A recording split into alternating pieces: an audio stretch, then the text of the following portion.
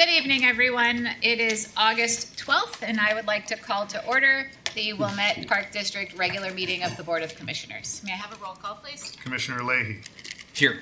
Commissioner Frazier. Here. Commissioner Clark. Here. Commissioner Goebel. Here. Commissioner Murdoch. Here. Commissioner Duffy. Present. Commissioner Kozlowskis. Here. You have a quorum.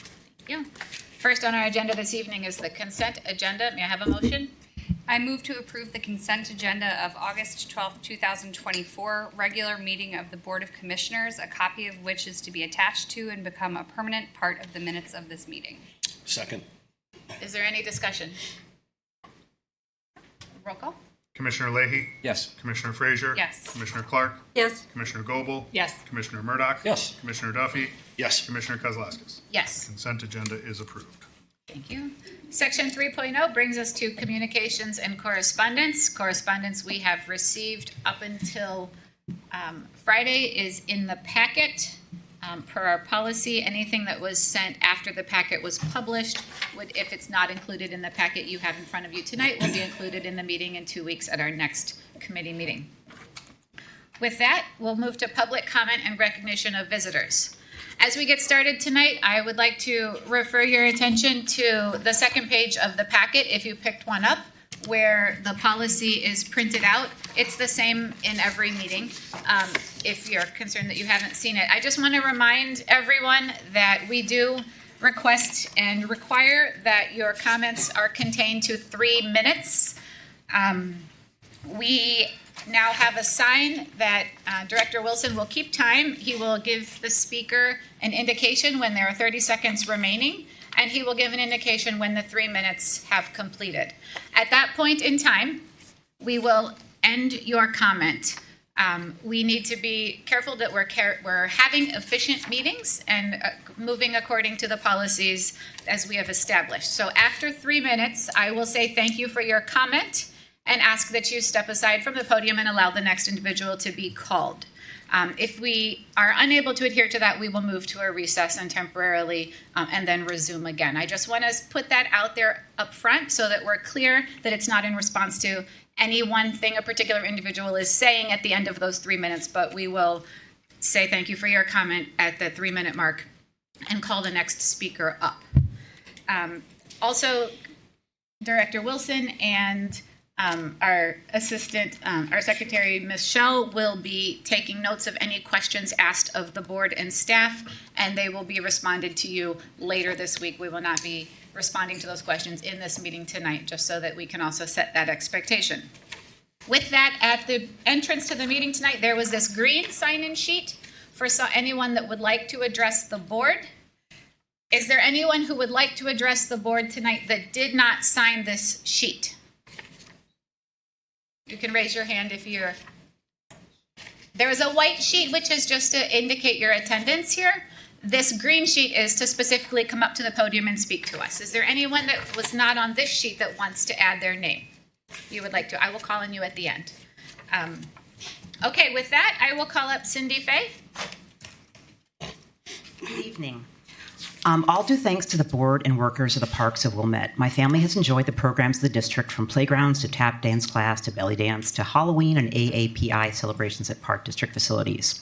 My family is not sporty nor competitive. The arts and nature component of the parks are our happy jam, and such joys are limitless and designed to be shared, not hoarded. I'm asking the board tonight to consider for next year and afterward, reconsider the summer 2024 Gilson Beach fencing and charging policies for these reasons. First, the new charging policy excludes people who cannot afford $10 per family member, no matter how young or old. To many in Wilmette who can afford to take vacations to other beaches, this number may mean little. To those who are prohibited by this cost, who have large families who can't afford $10, you may not hear complaints in these offices. I'm going to speak for them. The people who are suffering the most from this decision, who cannot pay these fees, are being punished and pushed away. I've seen kids come to the beach, and when they found out as a surprise they had to pay, they asked the person who's working there, where can we go? Next, the Q&A document that was released by the Park District that gave increased police calls as a reason for fencing and charging at the beach makes an offensive leap of logic, presuming that people who cannot afford the $10 have made employees afraid. If you are saying that the people who work at the Park District are afraid and now you fence off the beach and charge, you're saying the people who can't afford $10 are those that made the people afraid. Do you see the logic? It doesn't make sense. It's offensive. Instead, please consider Park District practices put children, that's Park District employees, teenagers, in the inappropriate and risky position of policing patrons and visitors to the lakefront. Park District policy and procedures created 10 situations where employees felt the need to use police intervention. The designers of the park placed several entry points and viewing points with benches and tables. The fence works against this welcoming design. For many years, I have dutifully paid over $100 for a sticker permitting me to use my kayak in the beach. I loaded it myself on top of my car, drove it down to the beach, parked where I could, and then dragged it over the dune into the water. There are now limited entry spaces. Your new rules have limited my access. It's really difficult. It's hard for me to do this, and you've made it harder. Finally, by blocking a previously free and open lakefront, the policies have marred the beauty and peace and health benefits of the lakefront. My friend Katie graduated from New Trier High School, and she loved the beach at Gilson. When she died, her family held her memorial at the beachfront by the harbor. I rode my bike down to the park. I wept at the photos and the heartfelt tributes. It was a beautiful day. When the grief in my chest swelled too heavy to bear, I could look away to the iris blue water and think how much Katie would have reveled in this beauty. I hugged her two teenagers. They had just jumped in the water in their clothes from the memorial service. It grieves me now all over again to imagine Park District staff stopping two grieving children on their way to a ceremony to commemorate their mother and ask them to pay a $10 fee. Thank you. Please take your time and think over the horrible optics and community grief that you have caused by blocking off and charging what was once the last free beach on the North Shore. Please reconsider. Walter Keats. Walter Keats. I'm reiterating the point that I made in the communication there about the minutes being absent. That my understanding of the rule is that every 60 days, minutes have to be approved within 60 days. And if you note, there's no May minutes on there, et cetera. So, and those were minutes of meetings where there were lots of these people here where they would have explanations of what they asked about and also the responses that you all made at the time so that people could see what the responses were. That's something that really needs to be addressed. I understand it's a manual process, but that's the rule, and a lot of this misunderstanding and communication is because there's no documents out there for people to look at to see what happened. So please get caught up. Thanks. Thank you. Carol Kagan. Good evening. I'm here for the same reason I've been here the last 4 meetings. You've put out frequently asked questions, but I've been to all the meetings and you haven't answered the frequently asked questions, so I will again reiterate the ones I asked, which is what were the factors that led to this decision, the real factors, and what alternatives were considered other than putting the fence up. Also, like to note 2 more things. If there's really such a crime problem, how is that fence standing? And that fence is not marred by graffiti or anything. It's very intact, so it doesn't seem like there's so much of a crime problem in Wilmette, if that is indeed the reason you did it, because you've never really said. And the second thing is that I had company, out-of-state company, a couple of weeks ago, and I realized it would have cost us $50 just to go sit at the beach for half an hour, and that sort of took my breath away. And we didn't, and that's so unacceptable to everybody. Thank you. Thank you. Kurt Topol.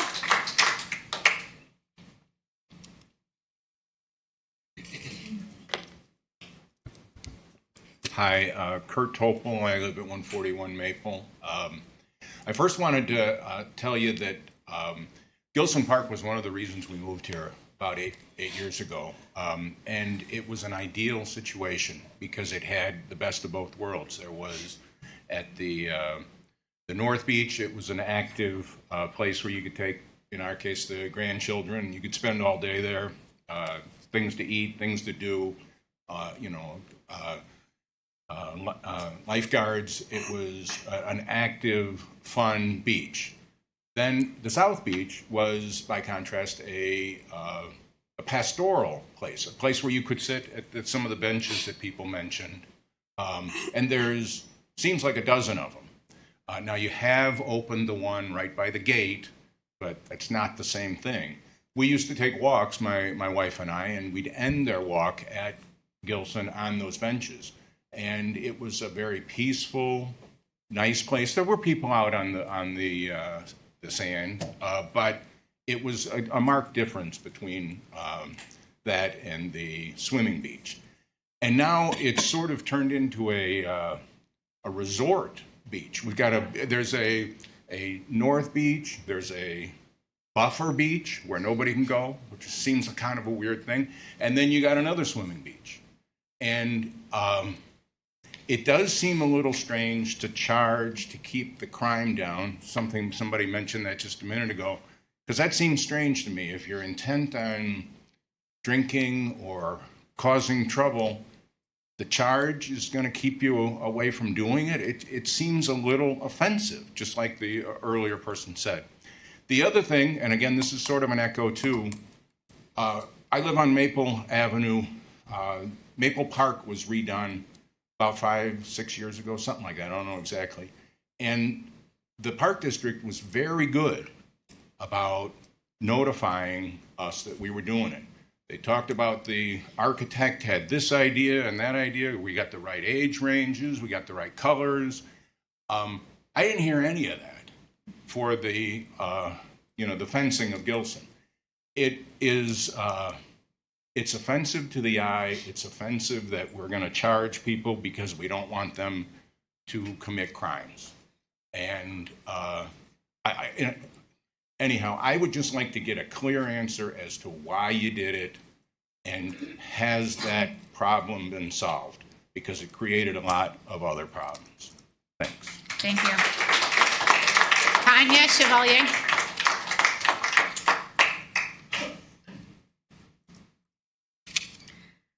Hello, I'm Tanya Chevalier, 789 Michigan Avenue. As a result of the Wilmette Park District's plans for Gilson, Gilson Park was listed on Landmarks Illinois 2022 Most Endangered Historic Places. In 2023, it was recognized by the Illinois Historic Sites Advisory Council as remarkably intact and possessing an exceptionally high degree of historic integrity that should be preserved. By May 2024, it was added to the National Register of Historic Places. Despite knowing about this potential listing since 2021, the Wilmette Park District has consistently avoided discussing the historical implications of their plans and always ignored invitations of dialogue with historical preservation experts during their planning process.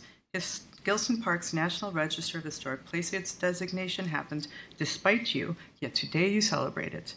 Now, in July 2024, even the Cultural Landscape Foundation, a well-respected institution within the landscape architecture community, considers Gilson Park as a nationally significant landscape that is threatened and at risk, still to this day. Never was a historic landscape expert involved in the planning of Gilson Park. In 2021 and 2022, Lakota Consulting did not think to consider the historical implications of Gilson Park before they issued over a half a dozen designs for the community to sift through. In 2023, Steve Wilson, Wilmette Park District's executive director, and a Walt Hamilton engineer personally made further adjustments. And finally, Upland's design was forbidden to speak to the historic context and was required to work within the drastically altered plan to organize their plantings. Why do you think it responsible to substitute your inexpert opinions over the well-researched and professional judgment of nationally recognized experts in the field of historic landscape preservation? You are not landscape architects and should not presume to be. The alterations to the circuit drive you have forced through will destroy the harmonious historic drives, each deliberately laid out as 20 feet in width by renowned landscape architects who were peers to Jens Jensen and who influenced their work. Keep Gilson Green has watched and carefully listened to this board for the last 3 years, and who validated questionable in-house surveys against the scientifically accurate equity survey, which clearly points to the contrary desires of the community. Keep Gilson Green proposes a discrete 10-foot permeable path to balance modern needs with the park's historic integrity. This path is superior in safety to the Wilmette Park District's 5-foot concrete sidewalk along Harbor Drive, does not shrink Middle Drive, harms no trees, and was even included in the 1937 original plans. 450 people, over one-third of the population who responded resoundingly to the equity survey, prefer it. We will continue to advocate for improving our roads and sewers while protecting Gilson's historic and nationally recognized drives, and to support an alternative path.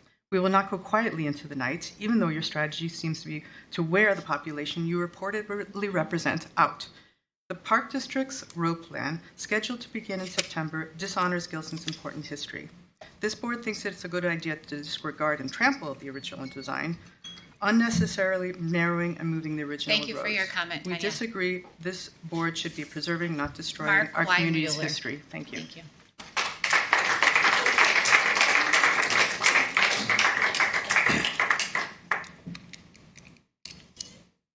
Mark Weinmueller?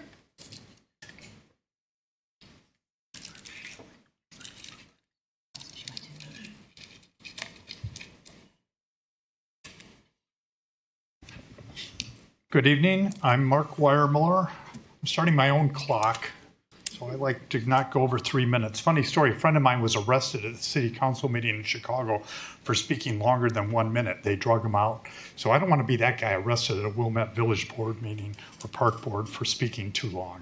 So a couple things. I go to a lot of meetings. I want kind of a mission of more disclosure and transparency in government. Also less taxes. My main thing is I want less taxes. So you might know us from Wilmette Connection. We have a Facebook page. Right now about 6,500 people. It's not next door. We kind of promote commerce in Wilmette and the North Shore.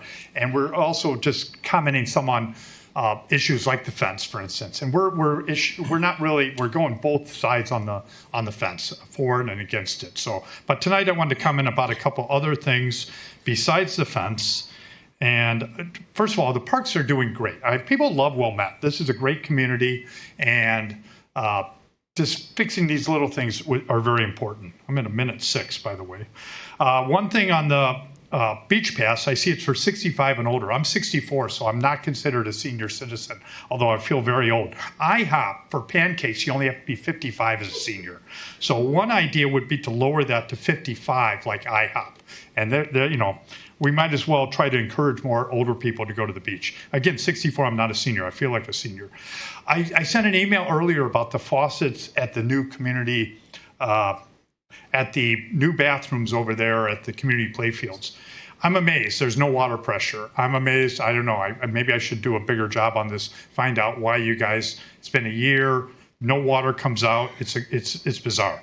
Secondly, the dog park that you guys want to build in Glenview across from West Park. I haven't heard much about this.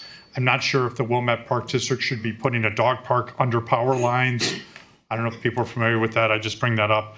Thirdly, this purchase of the Beth Hiller, I always mispronounce it, congregation over on the expressway for $5.5 million. The Park District's bought that. I don't know why they're buying more land. I really don't want the Park District expanding.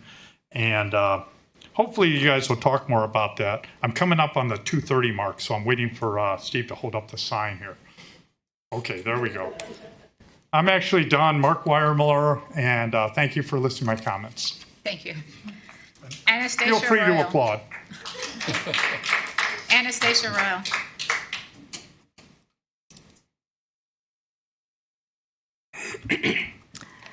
Hello, my name is Anastasia Royal. This is my 6th Wilmette Park District meeting this summer. So many beautiful and brave people have spoken out against the gratuitous and cruel virtual lockdown of Gilson Park. I wonder what our ancestors would say when they realized the beautiful beach they swam in with us, once open and free for over 100 years, is now caged by a snowdrift fence in the world's hottest summer in history. I don't think my ancestors would ask for permission to swim. They weren't easily confused. They knew water is a human right.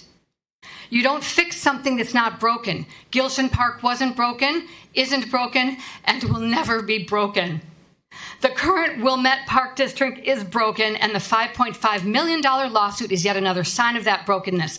I ask each of you again on the board to resign. You have betrayed the trust of this community. All over this country and all over the world, there are signs. Swim at your own risk. You have chosen to go the other direction, authoritarian control. Maybe next year we will need a retinal scan to get into Gilson, or perhaps a chip in our neck to swim. Meanwhile, I will protest in the way I know how, by being an artist. Here's a song for you. How do you solve a problem like a Gilson? How do you catch a Wilson and pin him down? How do you find a fence that cages a Gilson without public discussion and the will of the people in town? Many a thing you know you'd like to tell him, many a thing he ought to understand, yet they train wonderful young guards to stay and whistle and harass all day. How do you cool off in the summer and not get banned? How do you rob a community of its most valued treasure and take it without complaint in the derriere? How do you expect us to comply with draconian rules and regulations that are simply colossally unfair? Oh, how do you solve a problem like a Gilson? How do you get the park district to care? How do you demand we stay out of the water, especially when climate change makes summers hot as hell? How do you block the view for the disabled, the aged, and you who go to nature to seek solace and just feel well? Oh, how do you solve a problem like a Gilson? How do you turn a perfect public place into something you only sell? How do you keep the others out of the park if you could? How do you make us believe it's for our own good? You pretend there's incidents to fear and greenwash us about prairie grass so dear and make us all think the beach is a violent hood. Oh, how do you solve a problem like a Gilson? How do you take out every ounce of fun? How do you charge a child to pay $10 to swim in a great lake that belongs to everyone? And how can I think it's grand when I'm told I'll be arrested for writing in the sand and that it's illegal to take photos on the lake on public land? Oh, how do you solve a problem like a Gilson and try to suppress those who take a different stand? How do you turn a Gilson into a nightmare? How do you make it look like a military zone?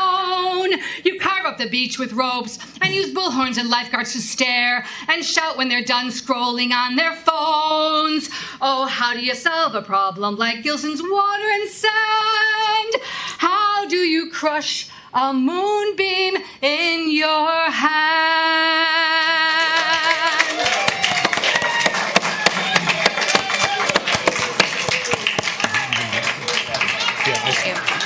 Patricia Smith.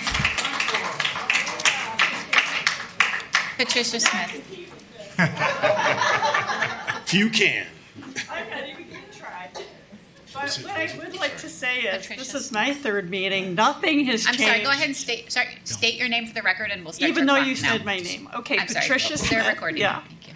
And I'm here to express my disappointment again because nothing has changed. I am down there all the time. I was shocked the first time I went down and saw the fences. Nobody has touched the fences. Nobody has put any graffiti. It's a very controlled environment because I'm down there almost every day and I see the campers. None of the old people go anymore and sit on the benches. There's nobody at the picnic tables because you can't see the water. You only have the two double benches with the open space with the guard watching. So when I was down there last night, about 6 or 6:30, they're still charging families, even though the sun is kind of going down and it's drifting. People are coming in and they're still paying the $10 to use the beach for what, 3 hours? So I'm very disappointed that nothing is resolved in this situation. Thank you. Thank you. Paul McKinley.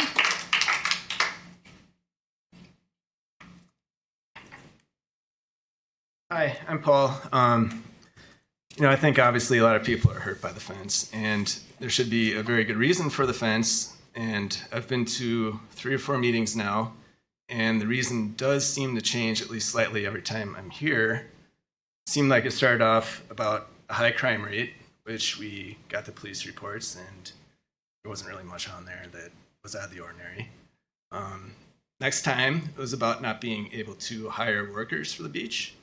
And 2 weeks later, an article comes out which explained how employees weren't working for the Park District for very different reasons, tons of turnover.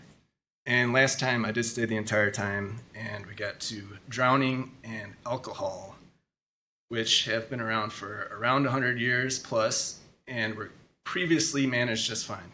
So, you know, I just don't know why these things can't be managed anymore. We haven't heard a reason.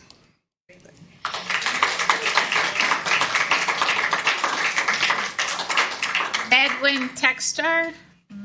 Commissioner Kozlowskis, can we have people identify whether their address? Their address along when they with their start. name? Yes, thank you. Thank you. Hi, my name's Medwin Texter, and I live at 523 Laurel. And I spend quite a bit of time down at the beach. It's just an easy walk down there. And I want to talk about the mental health of the people, the residents, and of people who came to visit. It used to be so nice to go down there, so serene, everything, and you go down there and you're looking at like a prison now. It's terrible. You'd see people with their caregivers walking along, enjoying everything. Not anymore. You see people at lunchtime. They come and they park and they eat their lunch, and it's a nice place to be, but not anymore. You've totally taken away the serenity of the area, and I just feel for all those people and myself. I've been going to that beach since I was old enough to ride a bicycle, and I have to tell you, I spent a lot of time under trees there reading books. Not necessarily a water person, but it was just a beautiful place to spend time, and I'm sorry that you have done what you've done to it. I hope you reconsider it. Thank you. Emily Matz.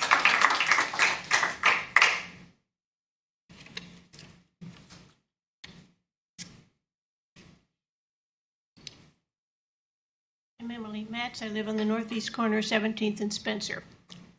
My husband and I bought this house in 1979.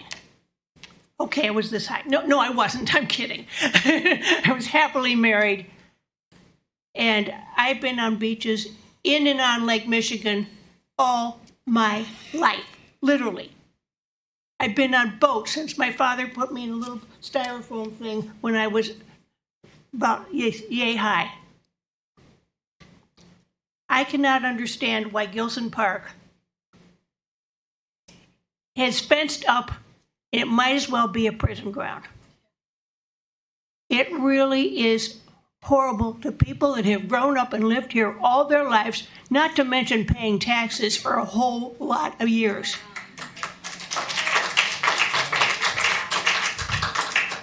I've walked down on the beach in all kinds of weather, and I'm talking about when the snowplow has built mounds of snow on the beach. I've walked from Gilson down to Plaza del Lago. If it's a private beach there, I had my feet in the water, no big deal. But I have literally walked on that beach when the piles of snow has been put there. I have lived and been here all my life, every summer of my life. And that beach belongs to all of us. That fence cannot stay. I think prison yards really are more comfortable. And like I said, I've been on boats in Wilmette Harbor all my life. I'm still a member of the yacht club down there. This is rotten to all of us who've paid taxes for years and grown up here. Jeff.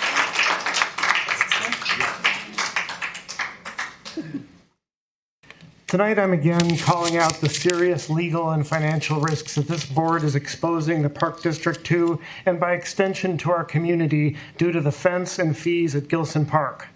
The $5 million lawsuit and the mass exodus of management due to the toxic work environment should have served as a wake-up call to this board. Our community's concerns are not just moral and aesthetic, but legal and financial as well. This lawsuit alone is guaranteed to result in significant financial consequences affecting everyone's tax dollars, the Park District's budget, and the services and facilities that Wilmette residents will rely on. It's come to light that the Park District failed to secure the necessary permits for the construction of this fence, a clear violation of multiple local, state, and federal regulations. According to an email sent to this board by an ad hoc committee, the fence construction falls within several regulated areas, including the Illinois Coastal Zone, a FEMA-designated floodway, and the historic Gilson Park and Wilmette Harbor District. Each of these areas carries specific legal requirements that were blatantly disregarded. The potential fines for unpermitted construction in these sensitive areas can be as high as $1,000 per day. Given the length of time this fence has been in place, the fines could be staggering. The email outlined a number of very troubling areas of legal and financial liability that, if proven in a court of law, could potentially expose elected officials personally. Moreover, the lack of studies, public hearings, or even a board vote before implementing these restrictions further demonstrates a reckless disregard for the due process that's supposed to guide decisions of this magnitude. This is not just an oversight, it is a deliberate bypassing of the very processes designed to protect our community's interests. It's clear from the overwhelming public outcry at each meeting that this fence was never wanted, requested, or welcomed by the residents of Wilmette. In fact, aside from a single poor kid, virtually nobody has spoken in favor of this fence. This board has consistently ignored the will of its constituents, instead choosing to impose an unnecessary, unpopular, and legally questionable restriction on our public natural resource owned by the state of Illinois, who entrusted you to be a good steward when they granted you Gilson Park. The level of intense emotion at each of these meetings in the room is obvious, and it's clear this board is tired of the constant drone of sad, angry, and indignant public speakers. But that's precisely the point. This will continue until you do the right thing. Honor our simple request. Remove the fence now. Drop the fees. Promise not to bring them back. This would not only restore peace, but also put a limit on the increasing legal and financial liabilities you're currently exposing our community to. It's shocking that, rather than firing the man behind the shame, mismanagement, and financial harm that's been cast upon this organization, you've allied behind and enabled Steve Wilson. We call on the board to hold Mr. Wilson accountable for these failures and terminate his employment as executive director. Our community deserves leadership that upholds the highest standards of public service and fiscal responsibility. Thank you for your comment. Please remember, you are public servants Lee elected Goodman. to serve the interests of the community. Continuing to ignore Thank our you, Jeff. voices, dismiss our concerns, publicly ridicule us, blackmail us, call us names, and expose us to these significant risks. I'd like to make a motion Not to have only a second. Okay. It's a Meeting adjourned profound temporarily. betrayal We'll and the resume in 5 trust minutes. placed in you.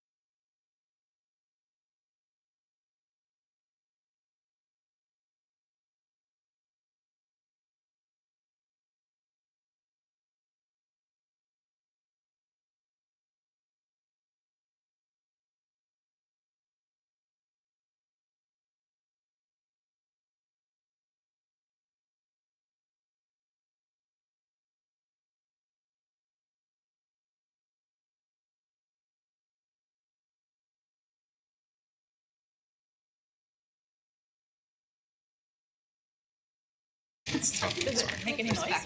No, I had that in the gym.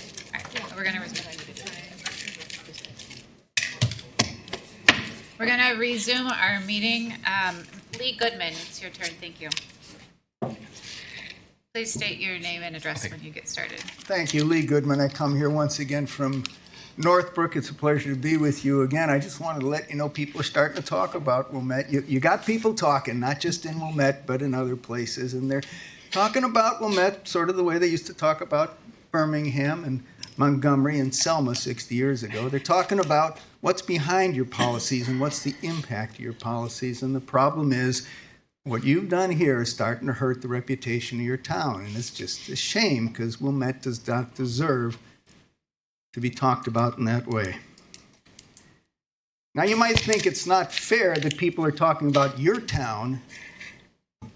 What about all these other towns up and down the North Shore? And, you know, someone could be talking about that too, but you started them talking. You put up a fence, and you got people angry, and you got people thinking, and they started looking at what is the historical precedent? What is the impact? Who are you trying to keep out, and why are you trying to keep them out so much? And what makes you think Wilmette people deserve to breathe the air and use the water and the sand and other people don't?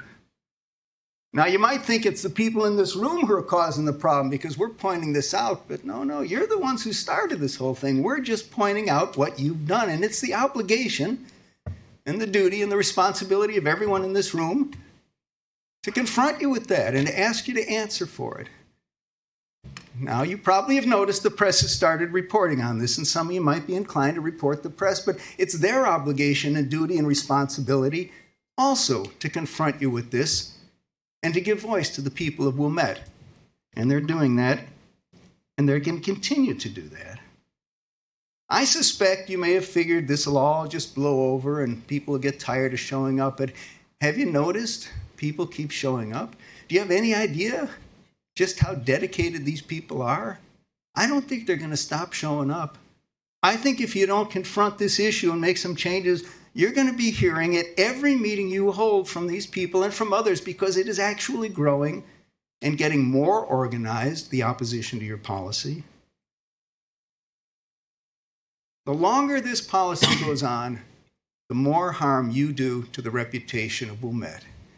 I think it's incumbent upon you to confront the reality, to listen to the people, to respond appropriately, and to help, not hurt, your town. Thank you. Connie Siegel.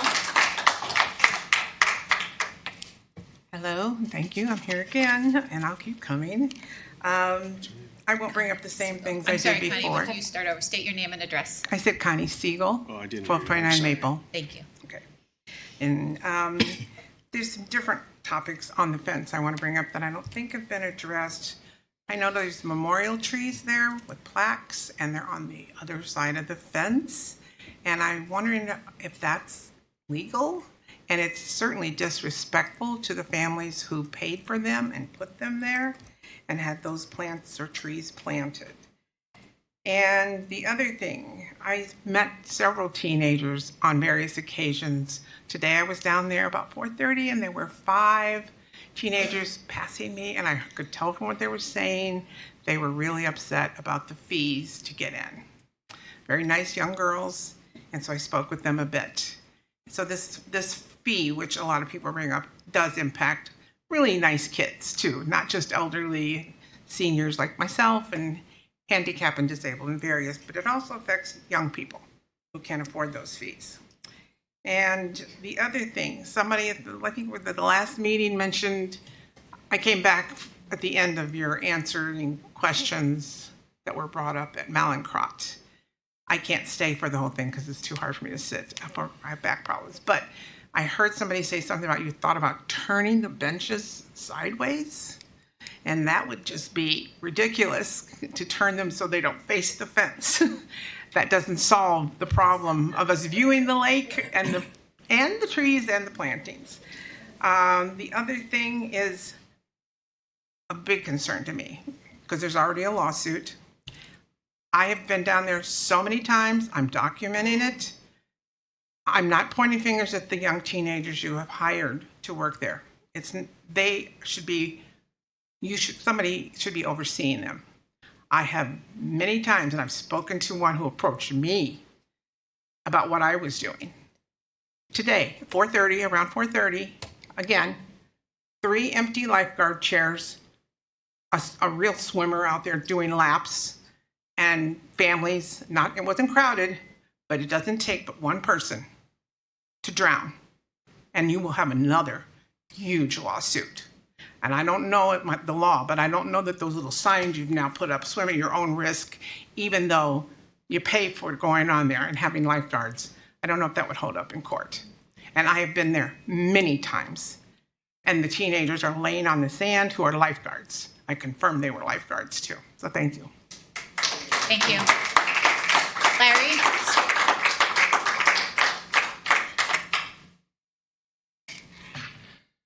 Hi, I'm Larry Siegel, and I live at 1229 Maple here in the village.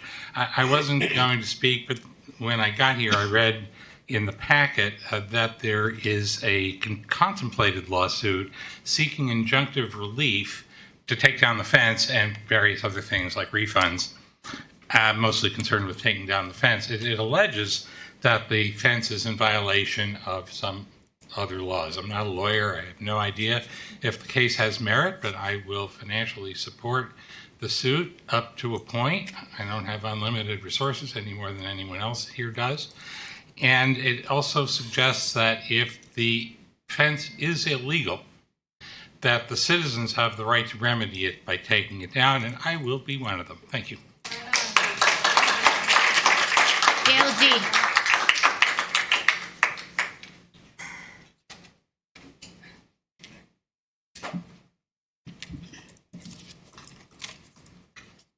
Good evening.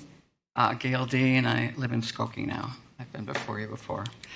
I just kind of came sort of to wrap it up because this is the last summer public meeting. I came here in May, completely vulnerable, and as the summer has gone on, there's been so much misinformation and misleading information that I want to just reiterate that I think that you as the board and management need to really reinstitute trust in your community. I left in a huff the last time I was here at the public meeting because I got angry because I spoke about misleading statements to you, and then I sat here and heard another misleading statement, and I left in anger. Because in May 20th meeting at Mallinrock or Mallinckrodt, whatever, however you say it, Mr. Wilson and I believe Commissioner Duffy both confirmed that swim at your own risk was decreased liability. And then in July, you popped up with now you have a risk management and it's actually increased liability. So that was just one thing. My freedom of my information from the police department is still not in any of the packets since June, the beginning of June, when I first tendered them here to your board. So they're not available for any of the public to see, and that whole summer has gone on about no assault and battery. That assault and battery was mentioned in your memo when you just went to the board in March when you suggested that you needed to do this for safety. Consequently, the narrative has shifted over the summer, and it's more about the, I guess, abuse from patrons to the young employees. And yes, the police reports did show that there was a lot of underage drinking arrests, most of them taking place at 8 o'clock or later in the evening, not during the day or not during the weekends. And as somebody else already said, like whether you have drownings or underage drinking, those certainly aren't new situations to any beach, probably in the last 100 years. Anyway, I don't have anything much more important like to slam you guys with it was never my intent anyway. It was hoping that, I do have to say one thing, that there's a level of maliciousness here that I'm going to say that I'm seeing from the Park District management. And I don't know if you folks frequent the park to actually see what's going on. Okay, but this isn't about legally ADA, but it's about the letter of the law. I mean, it's about the spirit of it. Vegetation, lush vegetation has been allowed to grow up in front of every bench except at the ones in the entrances. And yet just a few feet away, you can see through the fence. But right in front of the benches, all this vegetation now blocks the view. And Mr. Wilson actually mentioned that. Wasn't that kind of cool that was happening in Mallet Rock meeting in June? And that got discussed and left then. I was at Elmwood Dune. Thank you for your comments. Okay, and you know what? You can no longer see the lake from the top of the dune, and I know you guys manage it. Okay, so once again, disabled people are being left out. You can't see the lake from Elmwood either, and you guys don't even own it. You manage it. Thank you, Ms. Steve.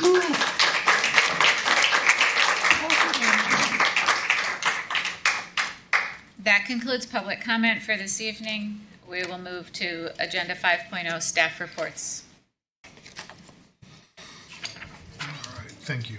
I do encourage you to stick around if you'd like to hear the other business of the district. Steve, let's give it a second for the noise. Sure. Well,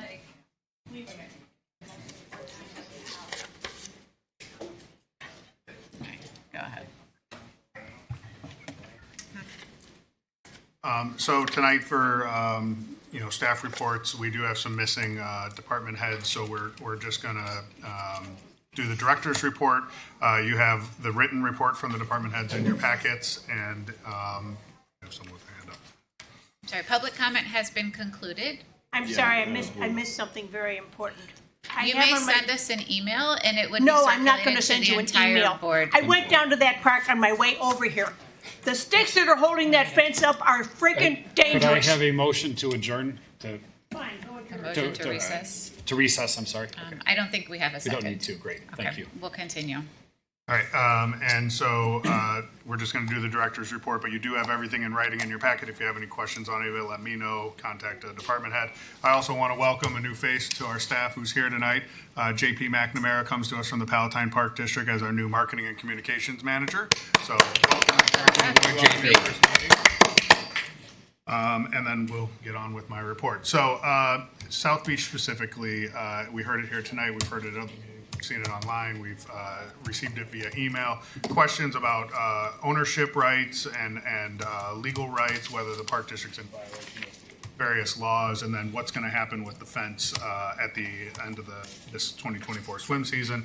So I want to kind of run through a little bit of the history of the land ownership, then a little bit of the legal, even though I'm not a lawyer, what I understand from our attorney, and then answer that final question. So the majority of the land that is in Gilson Park was originally conveyed to the Park District in 1911 via a Senate Bill 223.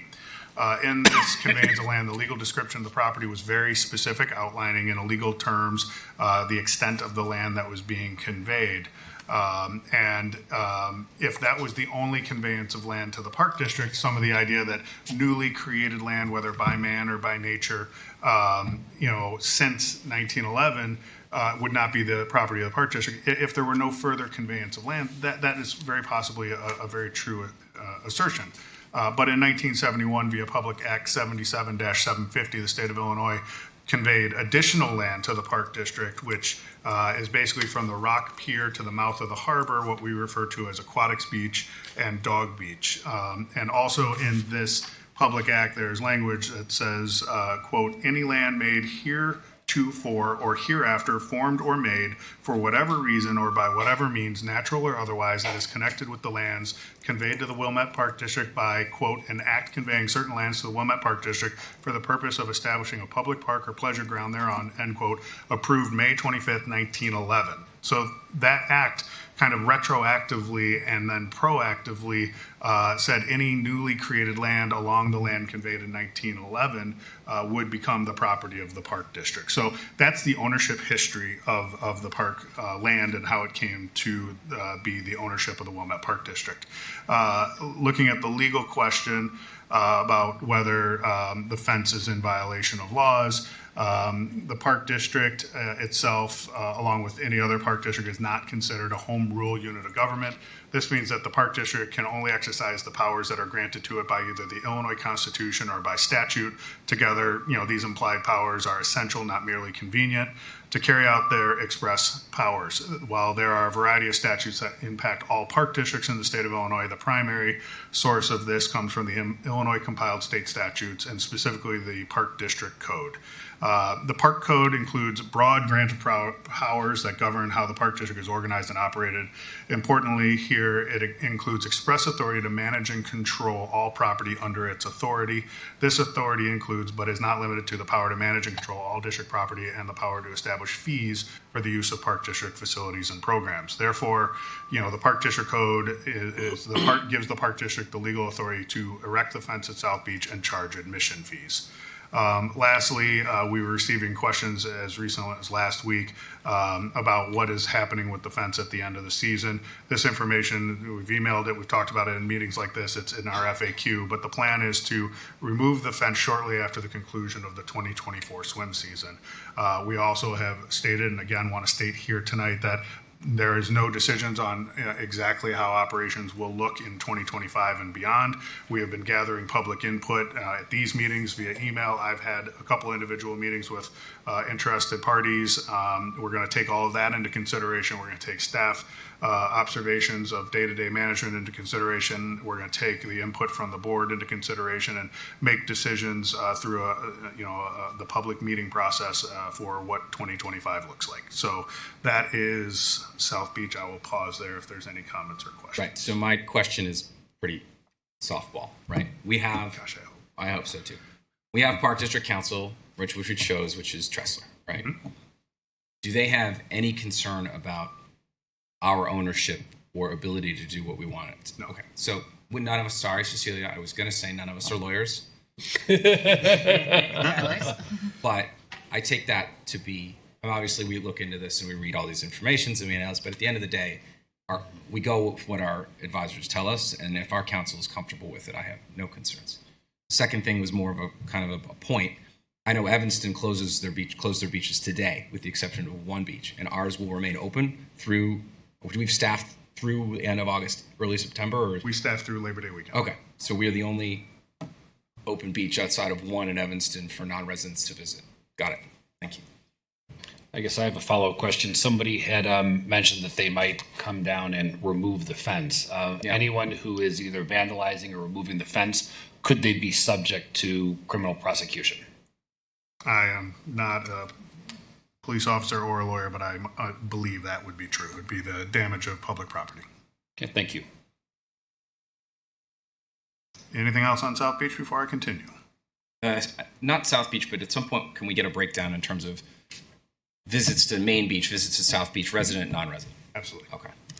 I saw 94,000 people have been to the beach this summer already. So I'll get a breakdown. Pretty good number. Pretty good number. All right, moving on. Beth Hillel, as one of our speakers mentioned tonight, we are in the process of acquiring 3220 Big Tree Lane, commonly known as Beth Hillel. Over the last several weeks, we've been doing the typical due diligence process. That has come to a conclusion. We are comfortable with the results of the evaluation of the property and the buildings that exist today. And we also have worked out a lease with the synagogue to continue their use of the building while they continue to look for their next location. I have also met with one of the other two leaseholders at closing, which is tentatively set for August 28th. The other two leases, one for a school, one for a mikvah, then kind of passed to us from the synagogue. I met with the school, and I will be meeting with the mikvah this week. Had a very nice meeting with the school leadership, both board and their executive director, and they're looking forward to being able to continue their operations for a period of time as well. And then lastly, Hibbard Park, we have coming up under new business, presentation from Upland Design. Maria Blood is here from Upland Design and will walk us through a presentation. Hibbard Park, we're submitting a comprehensive kind of plan for all of the park to the OSLAD grant program administered by the IDNR by the state of Illinois. And one thing that I do want to clarify that I think I didn't quite say well at the last committee of the whole meeting, the requirement of do the project or not do the project is whether or not a grant is awarded. If a grant is rewarded, then by way of the resolution that's also under new business, we're committing to completing the project and completing the project within a specified time frame. If no grant is rewarded, or awarded, then there is no obligation to continue with the plan. Obviously, it's a plan that we, fully believe in, but the funding would be different, and we would have to look at maybe how we do the plan, how we actually execute, and in what years, and balance it against the needs of the district a little bit differently if there was no grant money. But just wanted to clarify that one fact, because I do believe I said it incorrectly last time. And then lastly, I've got something in there about summer activities. We have a lot of camp fun that has come to a conclusion. More camp fun continues with some of our late summer camps, but the pool, beach, and golf, to your point, the beach continues on, and so the pool and golf. And take a look at the Superintendent of Recreation, Dave Merrill's report for just a little bit of all the things that everyone is doing. It's quite a bit. I don't think you mentioned this, it's written here that the OSLAD grant provides up to 50% of the cost of Correct. the project. So, just so for that to be on record. Thank you for that. Mhm. That brings us to, we have no unfinished business, so we'll begin new business. Is Upland Design here? Yes, Maria. Oh, there we are. From Upland will. Thank you. Just plug in up there. All right. Give me a minute. I'll plug in the presentation that is also the same that it was in your packet. Yeah, absolutely. Thank you. I have how do you solve a problem like Maria in my head. I'll do. You know, I was singing along with it.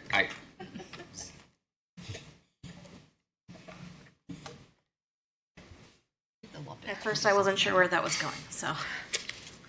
Lovely voice. Yes. No, she doesn't do those. All right. Is that coming up on the screen? Not yet. Just thinking. Not getting anything from it?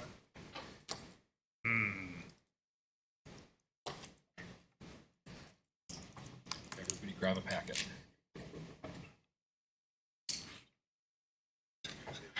If it hasn't changed since the publishing, I have mine here in front of me.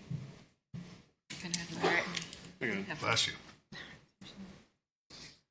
It's just the USB or the HDMI.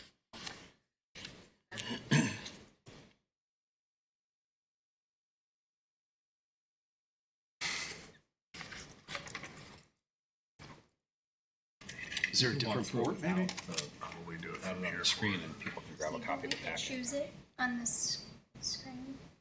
I don't think so. I think once she gets the feed, is able to do that. We have the HDMI hooked in here. The great and powerful Oz. I was about to say the same thing. Do we have a?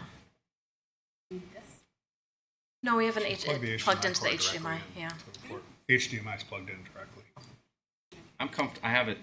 Yeah, we have it in front of Here, us. why don't you just walk us through it? If anybody doesn't have a copy, there's more copies over on the table if you want to walk through with us. All right. Yeah, Okay. Thank let's you. go ahead. Yeah, for sure. Take it off here, Steve? Yeah. All right, we're going to put it up here off Steve's computer. So anytime I am not paying close enough attention and advance the slide, just give me. Okay. Do a beep. There we go. Oh, look at that. Oh no. Slip Perfect. Good. So, you're in control then. I'm in control. Awesome. All right. Thank you for having me tonight. Here to discuss Hibbard Park. Real quick, we're going to go over the overall schedule for the OSLAD grant in general, kind of walk through all of our public feedback that we've gotten so far, kind of highlights of the priorities that have kind of flushed out. We met with the public twice, both on site at the actual park. We have seen through public feedback in general that is the most feedback that we get is when we're on site. For people that were unable to come, we also submitted stuff online and gathered more input. We'll go through the entire concept plan, kind of highlight some of the areas that we're talking about because it's not a full redevelopment of the site, but rather pieces that need more enhancement. And then we'll go through the tot lot and we'll discuss at the end the tennis and pickleball and how we might renovate that portion of the project. All right, next slide. So overall scope, you can kind of see a breakdown of where we're at today and where we're going. The concept planning and public engagement started with the first public open house on June 24th on site in person. We had our second one in person on site. Both of those were we had the online component as well that was opened for a couple days after that as well, and posted on through the Park District social media and all of that to publicize. From that, we were going back and forth with Park District staff, created the master plan after our public feedback, prepared the plan that is in front of you today, and subsequent costs that it will take to develop it further. Tonight, we're here to present that plan, get more feedback, and potentially award a resolution or approve a resolution for the OSLAD grant. And like Steve had mentioned, the resolution is just for the grant itself, that we are committing if it was awarded for that up to 50% $600,000 max match that they'll award. So up to 50%. Say that one more time? Yes. Up The to 50%. OSLAD grant is for up to 50% of the project cost, with a max of $600,000 awarded from the state. So anything over that, the Park District will need to cover. The OSLAD document preparation, we are doing that as we're moving forward. There's lots of pieces and parts to that. We'll submit everything to the Park District staff for preliminary review in September, and then final submittal to the IDNR in mid-September, September 13th. That's overall schedule of where we're at. On the next slide, we have kind of the first public meeting. Question was, how are people using the site, and making different updates at Hibbard Park specifically. We talked about different things, accessibility, natural areas, and connecting existing path came to the forefront of all of the most preferred items. Other things that came up were a pavilion or the tot lot updates, baseball fields, outdoor fitness, skate park renovations. So the most was natural area addition, and the least was our skate park improvements. On the next slide, you can see our second question in that first public input session. How often do you visit Hibbard Park? A great way to gather kind of that feedback, who our respondents are. 33% was kind of the most of what we were getting, a couple times a year. That's kind of normal for a community park size like this. It's not a drop-in use where, it's across the street from their house. So our respondents were kind of in the range that we were looking for. On the next slide, you can see question 3. If we were to renovate the tot lot, what you'd like most to see as far as color theme. People like to talk about colors as well. The natural theming was the most popular in greens and browns. So that kind of kicked us off into our concept plan. And as I go through first round of input, certainly had information and feedback that drove this concept plan. We didn't put a concept plan together that was really further developed until we got that comment. But I will walk through each of these areas because it's a little bit harder to see on the screen. So the next slide, you'll see our new shelter area located just west of the ball field, east of the playground. This is a great spot. We're maintaining existing trees. It's a great space for multiple picnicking options and located centrally for ball field use and playground use. So thinking about from a park planning perspective where the location was. So that is where we are proposing the new shelter to be. On the next slide, you can see the addition of a new accessible water drinking fountain that would be current with the new standards of the Park District, including a bottle filler. Could I interrupt for a second? What water fountain do we have right now, and what will the changes be? So the drinking fountain right now is closer to the playground, and it is not accessible. So we would need to move that and relocate it.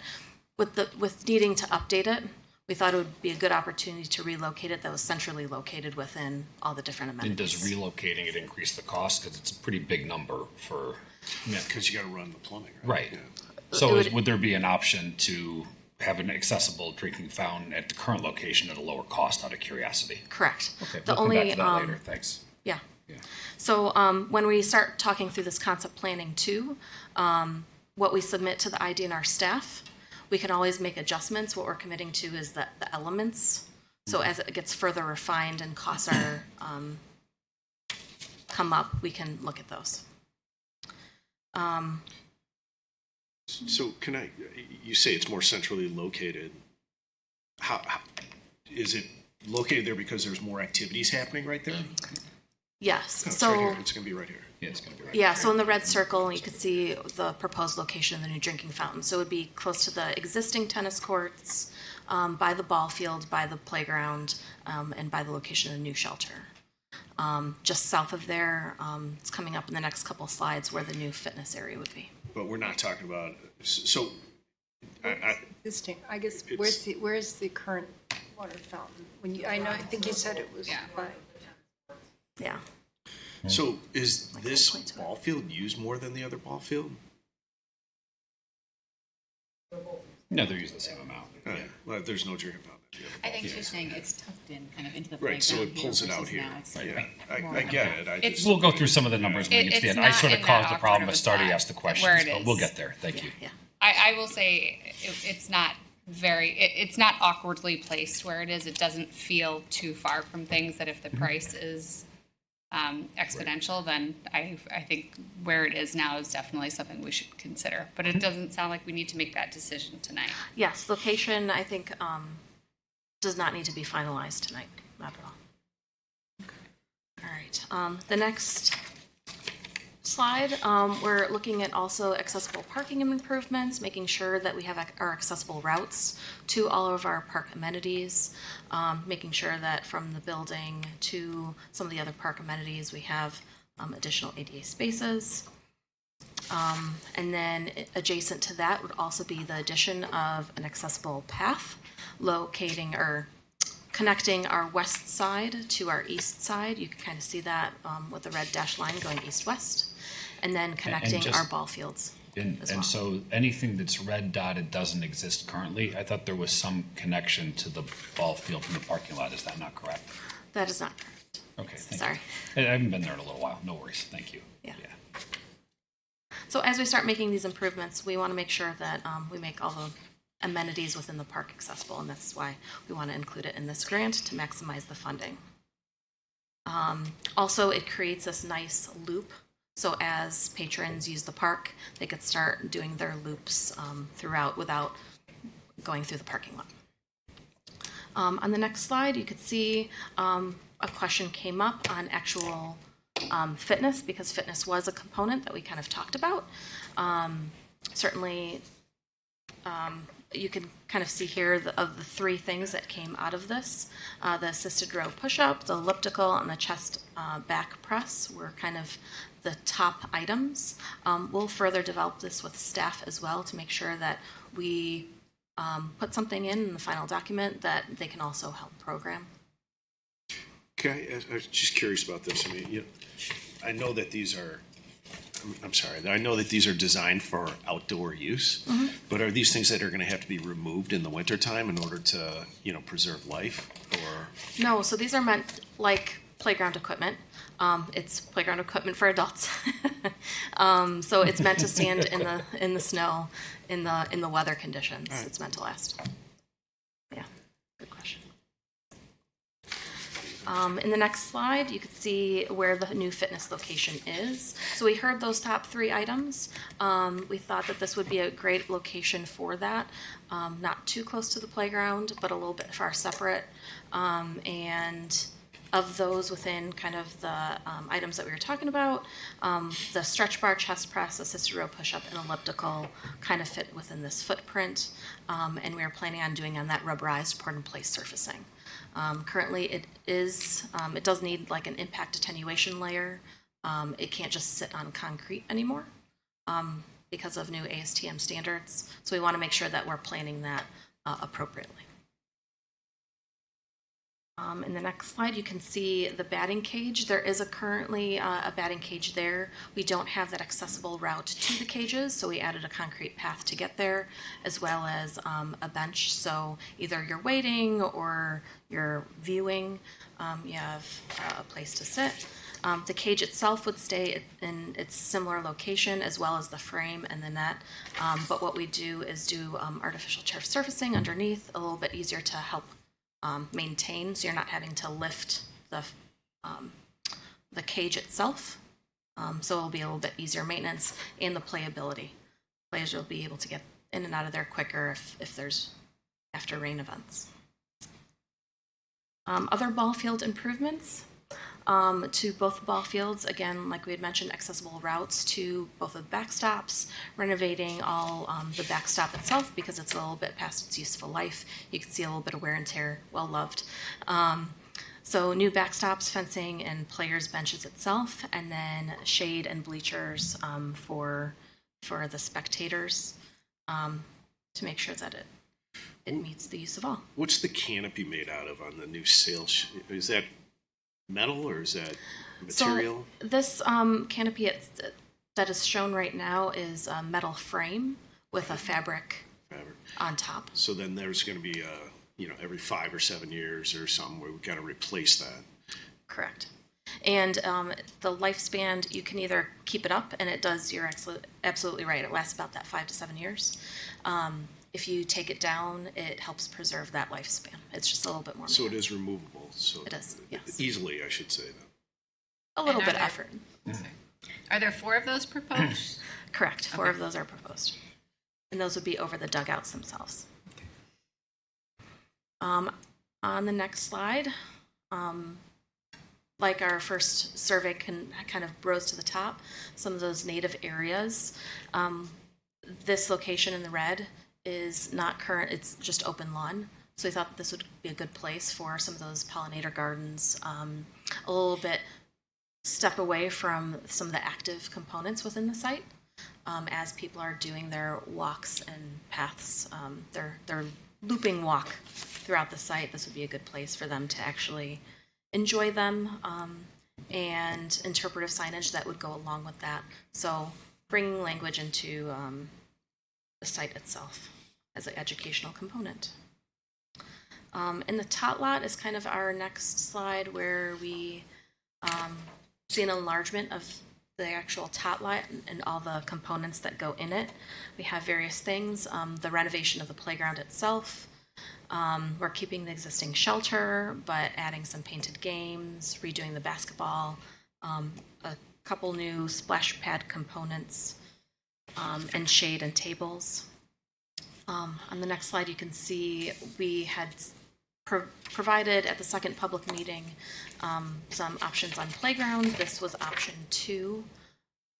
That is, we'd like to propose moving forward with some minor adjustments based off of feedback from staff. Again, further developing before it gets developed, but for the grant, this is the direction that we're headed towards. So I do have a question on this.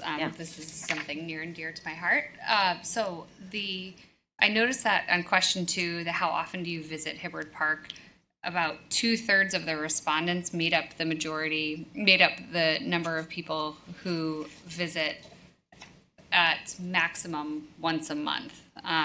So the bulk of the people responding don't actually visit this park. And the tot lot in particular is not the playground in the back. That's for daily public use. It's the space that's meant for our preschool. Mm-hmm. And it's actually, during the daytime, during preschool hours, closed off to the public. So I would like to bring this to our staff and make sure that they're weighing in on it, because I don't feel that 60% who don't actually visit the park should be influencing colors and design on this, but that our staff really should be weighing in on it. I agree with that, and I would add perhaps the parents of the preschool enrollees would be interested in weighing in. They may not be neighbors of Hibbard, but they use the playground or their kids use the playground. Yes, thank you. Yeah. And I have a couple of follow-up questions that maybe Christy will need to answer. I don't know, but how old is the equipment? When is it due for replacement? And why is this so much more expensive than our typical playgrounds? Either of you can take it. Age, I think Christy can speak to. So back to staff, we did work with Molly and Rachel. Thank you. They have a couple of tweaks about the monkey bar and the pole, but other than that, all of the concepts that we presented, we ran past them before we even presented them to the public. Same with the color. They liked the brown and the green. They weren't that upset about the color that was chosen. The parents in preschool were all invited to come to the open house or to participate in the survey. So we did pass out flyers. They did have it within the front lobby.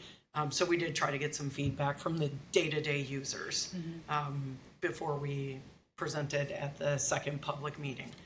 The playground is scheduled for replacement in 2026. So that's why it's about 20 years at that time. So that's why we wanted to include it within the grant for 2025, knowing that it probably would get replaced in the fall of 2025, which is about a year earlier than normal. Sure. But cost. Because our typical playgrounds, I seem to recall they're more in the $300,000 to $400,000 range. And this one's in the $700,000 The pour and range. play surfacing, it probably increased it, what would you say, 50%, maybe 25%? It's doubled on the last 2 Yeah. years. So the surfacing that we're using within this tot lot is what really increases the final dollar amount. So the proposals that we had for Maple Park and then also at West Park were the wood chips. So that does increase the cost substantially. And then we're adding a shade structure, picnic tables, things that wouldn't have been included in other park projects.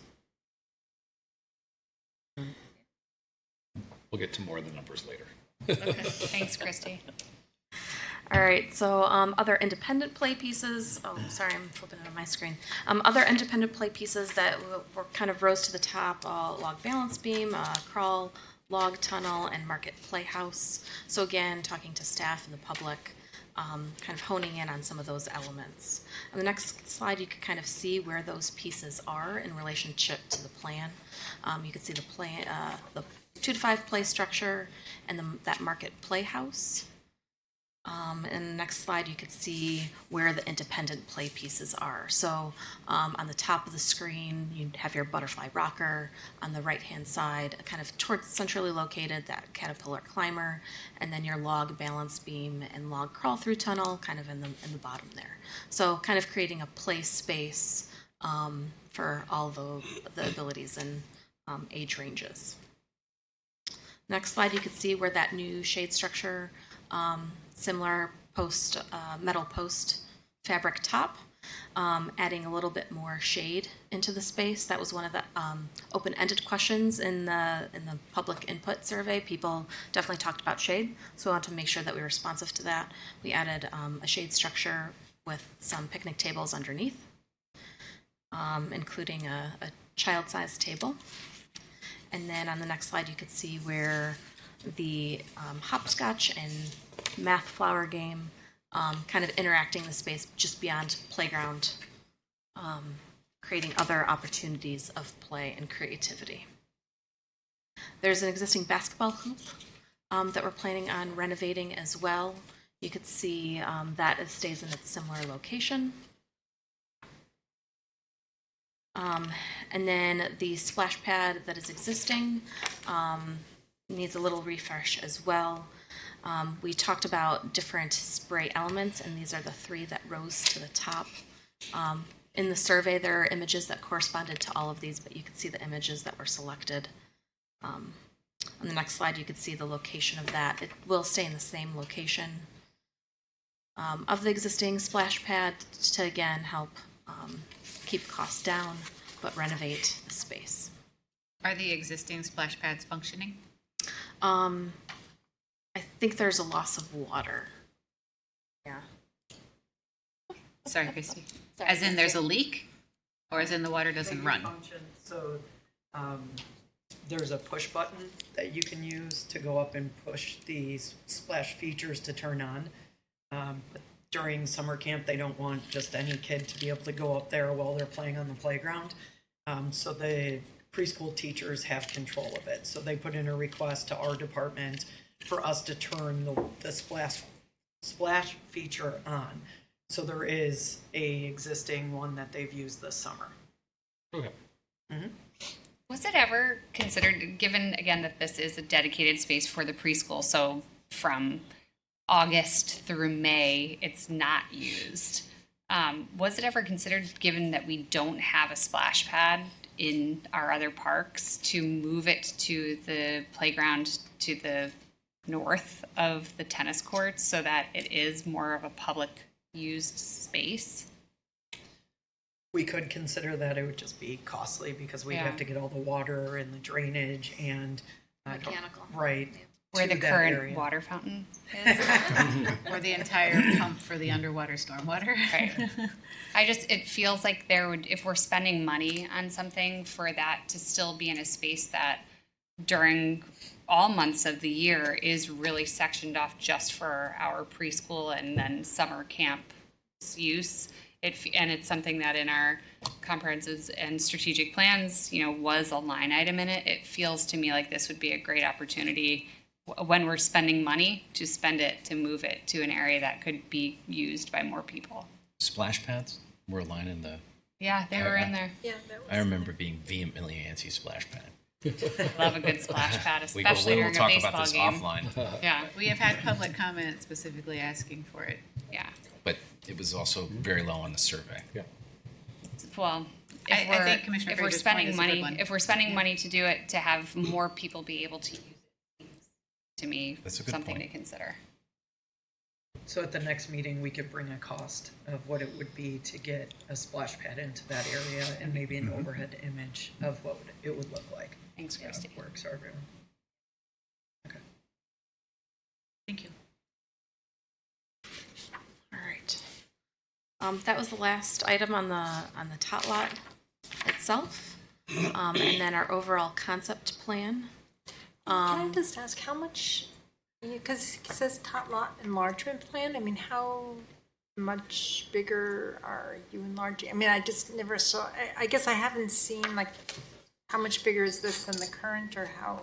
That's a great question. It's still within the existing fence, Yes, correct? it's still within the existing fence. We just call it an enlargement plan because the overall plan is so large you wouldn't be able to see the detail. So we're just enlarging the actual scale of the plan thank you. itself. I scratched my head on that too. I said, the perimeter's Yeah. the same. What are they Yeah, enlarging? I kind of wondered Zoom that in. too. so It's the zoom in. It's Thank the you. zoom in, yes.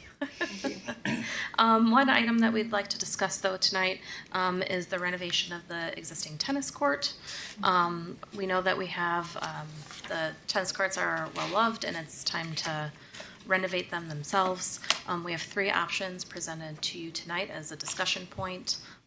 We do not need to make decision tonight, but we will need to make decision before we submit if we want to include this as part of the grant application. Having this as part of the grant application would make it a stronger grant. So when you talk about grants in general, we like to shoot for 5 recreational components and a natural area element because it's the Illinois Department of Natural Resources. So the 5 recreational components we have, the more you have though will give you more or less more points, the elusive points to make this stronger as a stronger grant. So part of the conversation tonight, I guess I'd like to present is, do we keep the tennis only? Option 2 being pickleball only, or third option, tennis and pickleball. And Christy, could you remind us of costs of the different options? Because I think there's some variation. Oh, Yeah. Yeah, so we did pull some general costs together. Because the layout will still need to be the same, we need to keep with the same perimeter. So when you talk about pickleball, it still it's more of a recreational court. It's not a professional or league court because of the buffers that we have in between. We have included, you could see on the plan itself, fencing in between. So in option 2, we have pickleball in the north and pickleball in the south, and a fence in between so that people don't trip over balls coming from behind. And then option 3, there's a fence kind of in the center, and then again a fence northeast and then east-west, separating the pickballs as well as far as safety. And to clarify, when you said we have to stay within the existing footprint, that's to avoid an entitlement process. We don't actually need to stay within the existing footprint, but there might be additional costs and there would be additional regulations. Correct, and the regulations would all be tied into impervious calculations and detention, stormwater requirements, things of that nature.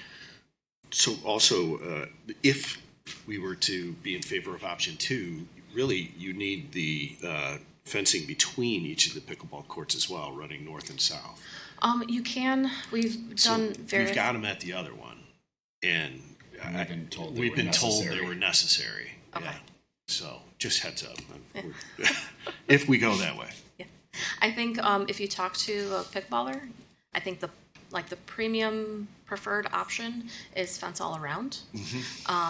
We have designed multiple courts in the area where there's not, but we strongly recommend, at least when you do have them stacked on top of each other, to have that fence barrier. When it's side to side, it's typical like the existing tennis courts. You might get some balls. Are these a little closer together?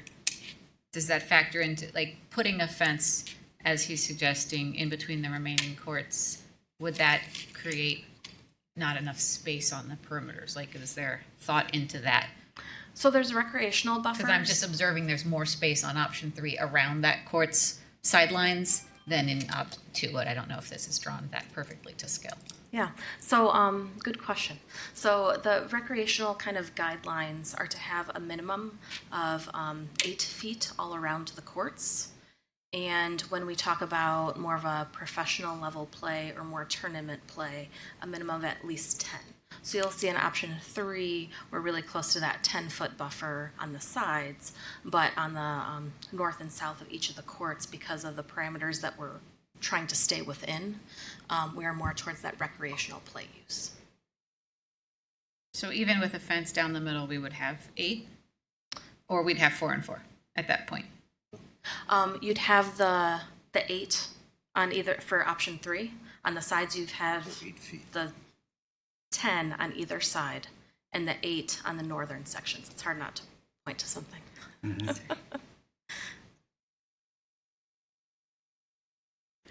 And you had some cost information for us? Yes, so the ranges is really what it comes down to, because the square footage is kind of apples to apples across the 3 options. And we know that we need the perimeter fence, and we know that we need some kind of color coat. The differences between the 3 are more of how many posts and nets and how much fencing is included. So we're ranging anywhere from $317 for option A, option B is $332, and option C is $344,000. I'm confused because we have option 1, 2, and 3 Oh, here. sorry. and you 1, 2, do 3, that. ABC. Yeah, Yes. ABC 1, 2, 3. Does this So include? the middle one with the 6 courts is not the most expensive. I was No, expecting. the most expensive would be the most fencing, which is option 3.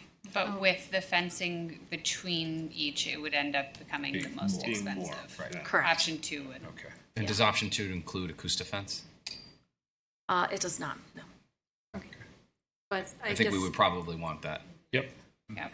Yeah, I was going to say, since they're saying that Yeah. even the courts, you have between them, so price for option 2 would probably go up. It's going to go up, that's what I'm saying. But so give us those numbers one more time. 317. 317, 332, and 344, and that did not include the acoustic fence or acoustic board. Similar to community play fields on 2 sides or all? Probably only needed on 2 sides, right? The north and the west. Right. Yes. Why would you really need acoustic fence here, though? Is there? But there are houses to the That's right. west and to the Sort of north.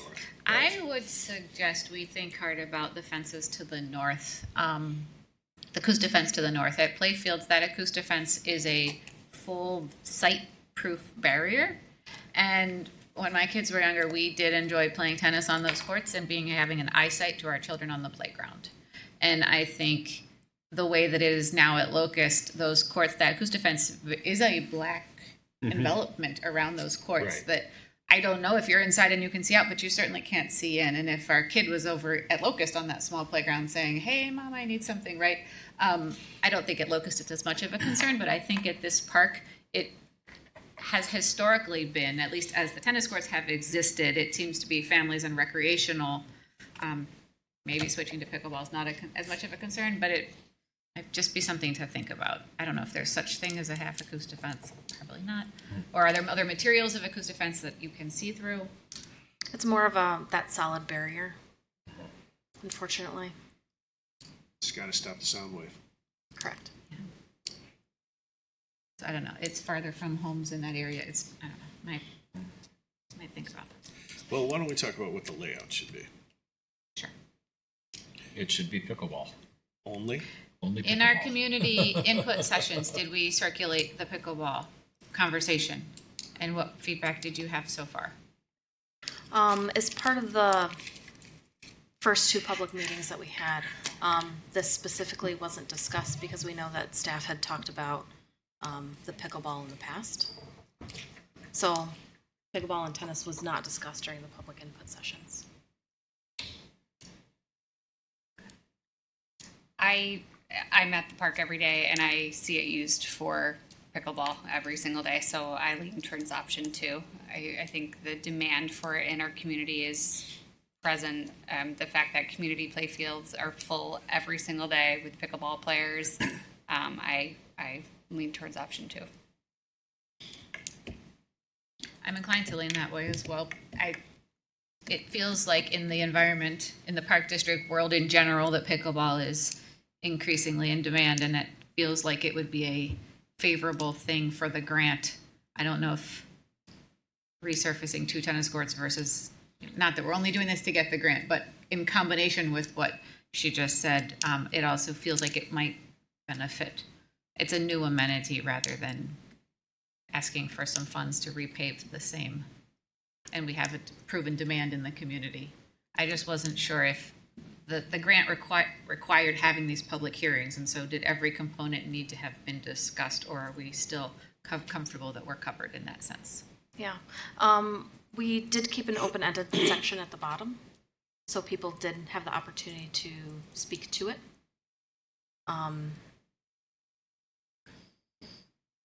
Any other thoughts? Which option?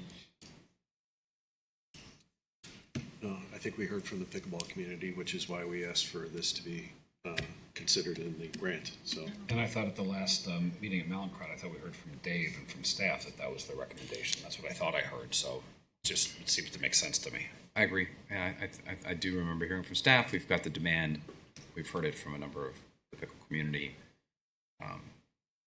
As long as there's acoustic fence, we can have that conversation. I'm for pickle, or option 2 or B. So option 2 or 3? It would be, if I ranked it, it would be 2, 3, and 1. But if I weighted it, it would be 60, 30, 10. Thank you. Does anyone have concerns with option 2? No, I mean, I think especially hearing from Allison, just because she's there and saying that's how it's being used, I feel, And I agree. I walk the track at the gym and I can look down into there. I rarely see tennis anymore. It's all pickle. Yeah. Yeah, that sounds like a... And it's been at this point, by that point, will be nearly 2 years of the rollaway nets of that existing at that location. We have not continued to not have complaints. Right. No complaints. I have seen tennis pick up at Fatman, I will say. I don't know if Yeah, Julia- that's where I noticed it too. I think people when are you have- starting to realize where the tennis court play is and where the pickleball, and I think that this is a very well-known pickleball court at this point. I would agree. So we have consensus around option 2? Move forward with that.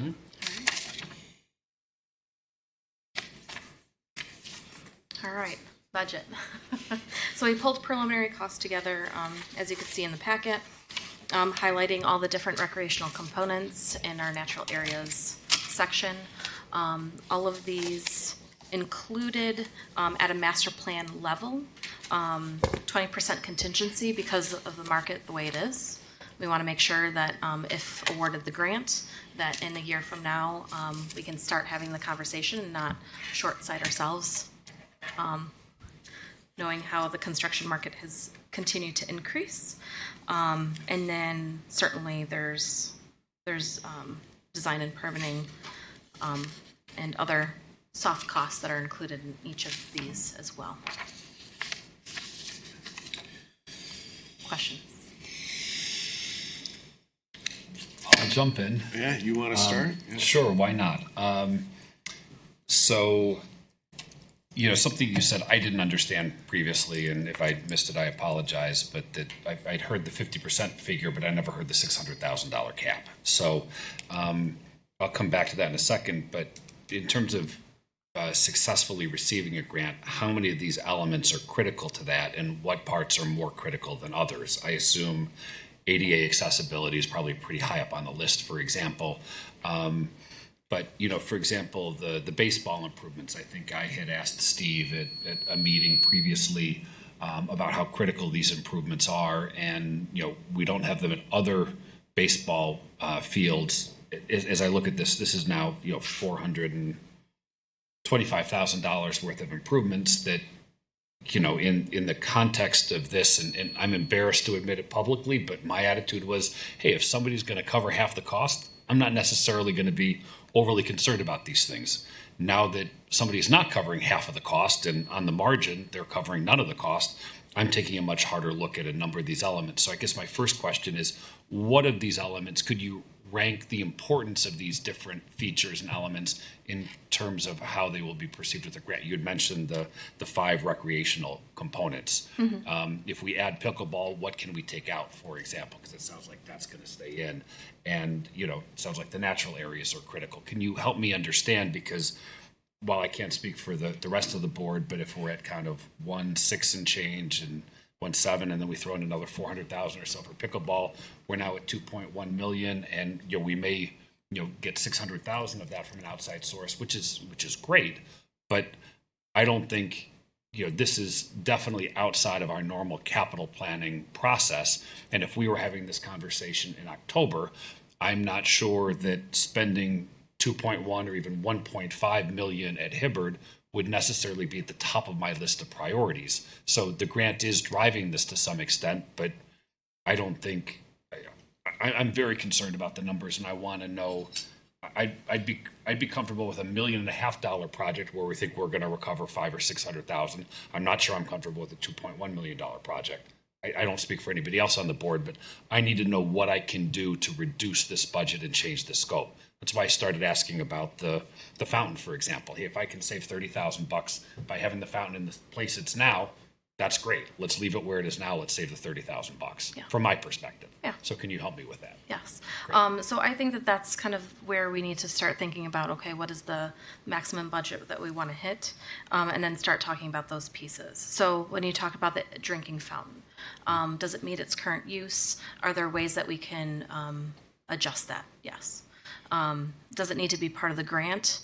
It does not get us a point in the grant system. So if we'd like to defer that improvement to when it does become part of the capital improvement plan, we could certainly do that.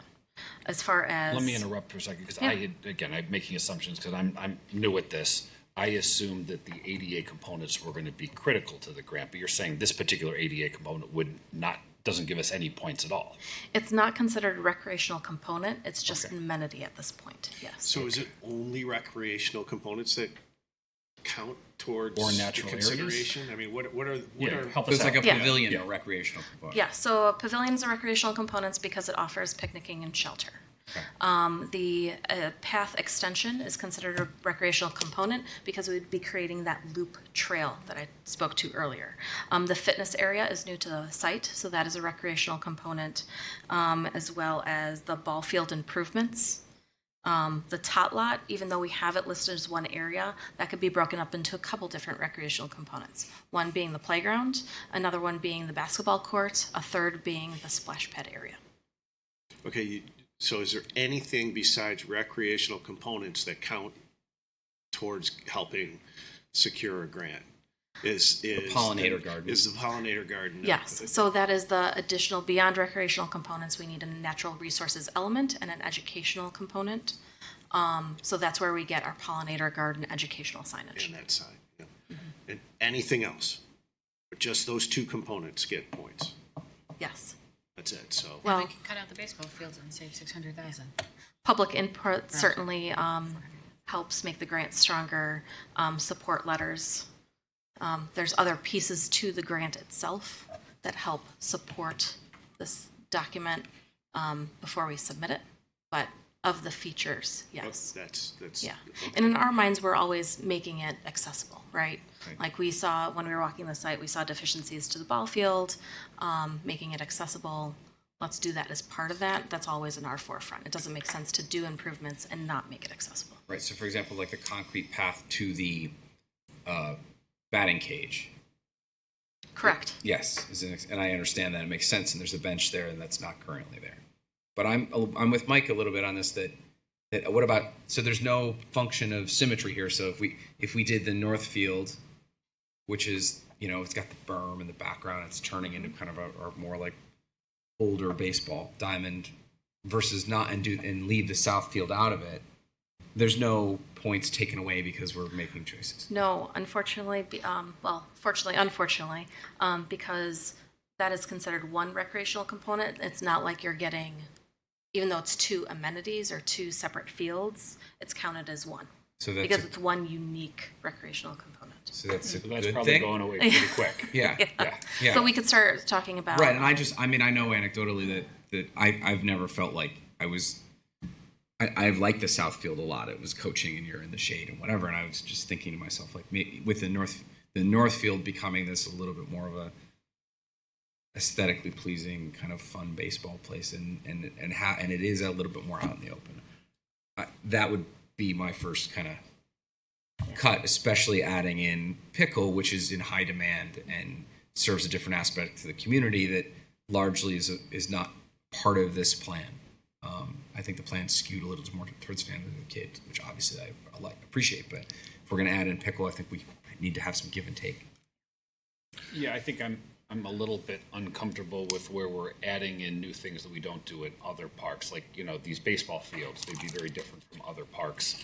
The pavilion, for example, and obviously we have one at the play fields, but we don't tend to anywhere else. I don't want to put words in your mouth, but I think I heard you say, and we're all trying to figure this out, by the way. Yeah. But you said that the tot lot could be counted as three different features, because one could be the playground, one could be the basketball, and one could be the splash pad, which, by the way, I might be okay leaving the splash pad here if it gets to count. You never know. And then, so that's 3. Pickleball is 4. Then the path connection is 5. And the rain garden, if we were to have that project, as I just described, hypothetically, at about $1.35 million, does that qualify for this grant? that would qualify for this grant. And the more elements we have, the more likely we are to get it. But Yes. So So where do we draw the line from there? Yeah, so last year, this similar grant cycle, similar funding was allocated for this grant, about $56 million from the state. Of all the people that had submitted, I think it was right around half of the people actually got awarded the grant because it was very competitive. So when you talk about all the different recreational components, we try and hit at least 5. The more the better.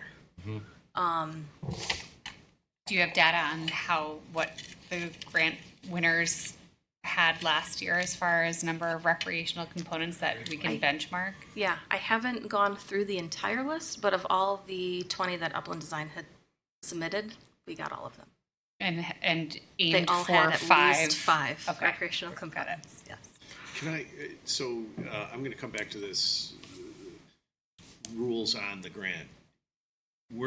Let's say we submit this whole thing, it's going to be 2.1 million. Did I hear correctly that we don't have to do it if we don't get the grant? Correct. Okay. So if we submit 2.1 million with the pickleball and we don't get the grant, we don't have to do any of it. But if we do get the grant, we are then obligated to spend 1.5 million of our money plus the 600,000. And my question is, when we get to October and or November, we're looking at our capital spending, would this have been at the top of the list? I'm not sure it would have. Pickle would have been in there. Yeah, Sure, it would have. But some of these other elements, I'm not sure they would.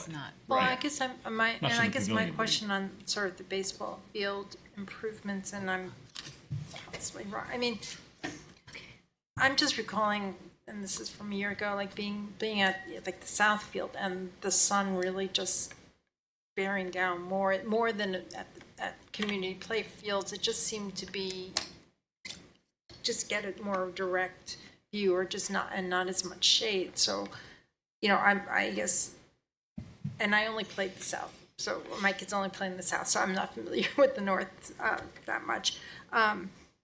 So part of me is wondering, so I kind of really like those shade umbrellas because that just seems like, it can be get really uncomfortable and hot there. So I just like those. But is that, how much of that total cost are the shade? I mean, could we do just the shade and not some of the other improvements? And could we just plant some trees there? Well, but the shade's $26,000 or something like that. So at what point are we? If we just put some bleachers, I'm just hypothetically if I just threw some bleachers in there. Is that is the point scoring system say, wow, they have a recreational element there, or are they they're just trying to put a recreational element? It's kind of leans on my question from before about the aesthetic of it. What are we really do? What are we going for? I'll let you answer. No, and I think that's what is driving some of the costs too. We know that the ball fields, for example, the fencing is in need of repair. Right. So that's driving that, and then accessibility component. Beyond that, it's really shade is always coming up in just public feedback. Mm-hmm. So that's why it was included. Okay. And then Mike, to your point earlier, the thing that would also be part of the capital program or thinking would be replacing the playground in 2 years. So that definitely would be on our minds. So right. And we then might not replace it for $700,000. We might find something that's a little bit less expensive. But by the same token, if I'm hearing that it counts as 3 and we're trying to get to 5, I don't mind spending the $700,000. We would have the conversation about using the super foam instead of chips. Yeah. Because it is a little kid playground. Yeah. But then again, if that top lot is basically the use of the preschool and is not so much for the general public, although During the school year. Right. Or during the school year, is that, I guess, is that really as much of a worthwhile expense as, if it was like at Early Wine Park? I'm trying to put something in which is just open to everyone. So I'm just kind of bringing that up too. Okay. Yes. So back to the ball field questions. Yes. West Park would be our newest baseball field that we have. We do have shade structures over the dugouts. We have designated dugouts, designated areas for bleachers. So I would say going forward, that would be the desired way that we create a ball field setting. And Chrissy, the bleachers are covered at West Park too, which is Correct. something to address your Correct. Yeah. What they're showing in their pictures of the shade structure is not what we have at West Park. There are different designs, there's different styles. Maybe we could find one that's for $10,000 rather than $26,000. We're just trying to get direction of how do you want us to fine tune these numbers so that we can submit a really good grant application. The playground, I would argue that probably gets more use than Early Wine or Forest Park because it's programmed Monday through Friday from 8 a.m. until 6 o'clock. They are cycling out every single preschool class. So making that a 19-year playground rather than a 20-year playground, it may have been needed replacement 18 years because it is used so heavily with that group. There was one other thing I wanted to talk about. You're not going anywhere. I'm really comfy back there. Splitting the baseball fields at all? Like one versus not doing one and one doing the other? I think the thing to keep in mind is the baseball fields is something we're going to have to address at some point. It's just like any other piece of equipment we have. At some point, it needs to be updated. The question needs to be answered, though, of do we want to include it in this grant application? Does it bolster the chance of receiving a grant? But keep in mind that if we do receive a grant and it's a part of the application, then we are obligated to do that within the 2 years after the grant is awarded.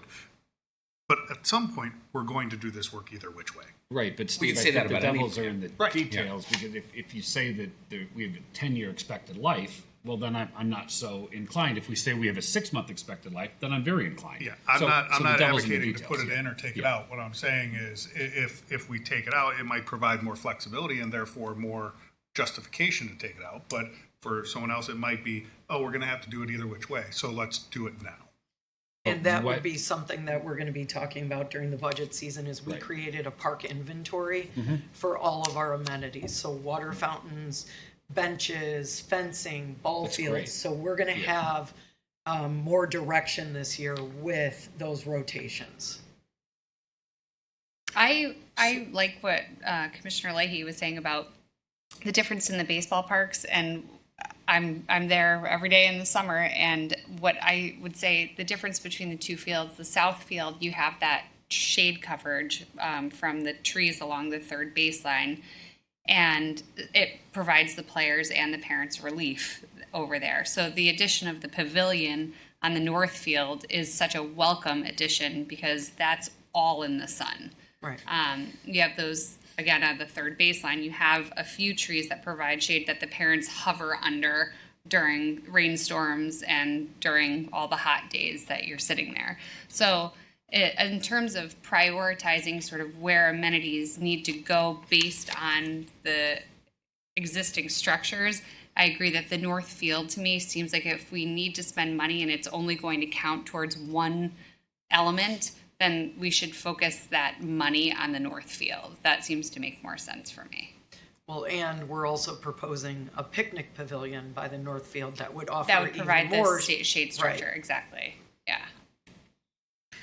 Is it helpful if we give you an ideal cost and let you guys go back and reverse engineer down? I mean, we can continue to provide input, but I think, I don't think I agree with you that this number is too high as is to be comfortable.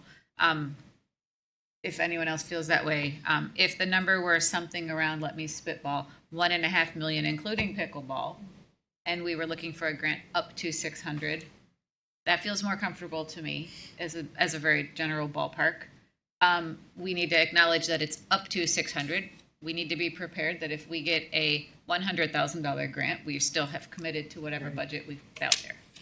So how far down do we how much, I don't know, Christy, is there a scenario where you bring back to us, sort of to Mike's point, things that are coming up within the next 18 months from when this would happen, that would be in that useful life anyway, that we would already be putting into capital versus what would be truly extra?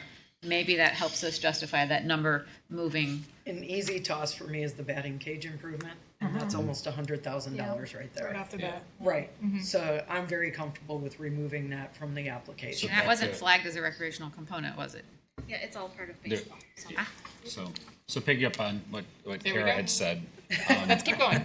Yeah. What about the third? Picking up on what Kara had said, It's 300. that, it's sort of some sort of a range. I mean, obviously, we probably want a target of at least 1.2 because we'd like to have the potential to get the full amount Right. of grant. For sure. And so that would be my minimum, and 1.5 would probably be my maximum. But I don't necessarily. I'd love to see an option at 1.25, 1.4, 1.55, so whatever. So 2 or 3 different options to choose from.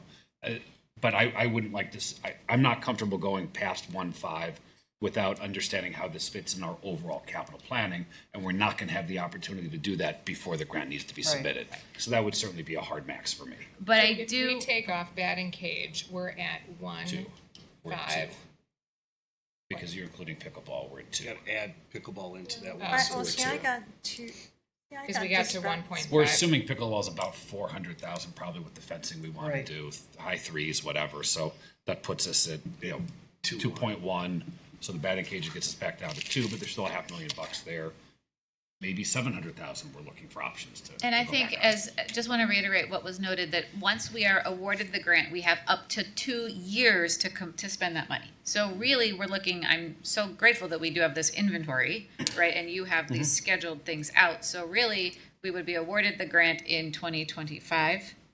So we're looking at anything that might be in her inventory flagged for repair up through 2027.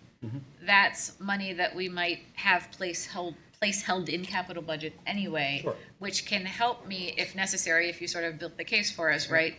Slide that number as the case could be there. That would be that I could get my head around that. It's not an additional $2 million commitment that we're making, where half of that would have already been there. And one thing to note, if you go for the full $600,000 grant, they don't just award part of it. They fulfill the full request that you're requesting. So it's not like they're spreading across multiple different agencies and you're only getting $100,000 of the $600,000 ask. If you ask for 6, you will get the full 6. All right, I think we heard something Okay. different a few minutes ago. So, Okay. yeah, we want to clarify that. So either we will be granted the full amount or we'll be rejected. Correct. It's, Okay, that's helpful then. I missed that. My children walked into the room and then left. What was that again? Why did they leave? I don't know. It's kind of funny. They're teenagers. They are teenagers, yes. So the grant will be awarded or denied, whatever you are asking. If it's asking $600,000, you will receive the full $600,000. Okay. Got it. Thank you. Okay, that's So we important. certainly want a grant of at least 1.2. We all agree to that. Okay. So at the COW meeting, we'll come with 3 separate options with 3 proposals for the EOPC so that we can determine which one would be the best fit for the grant application. Right, and your goal on trimming the number is drilling down on, like, if you still want to do improvements at both baseball fields, well, maybe this structure for shade is less expensive than this one. So you're just going to drill down on some of that and maybe eliminate some other options like we're Correct. throwing out batting. Yep. Okay, beautiful. I think you would, yeah. Thank you. Thanks, thank you very much. Thank you. Very Thank you. exciting. Thank you, Maria. Thank you so much. Thanks, Maria. Yeah. Great job. My agenda. So do we need to approve a resolution? Yes, I believe we have a motion for a resolution 7.2. Do we, is that moved? Oh, that's my turn.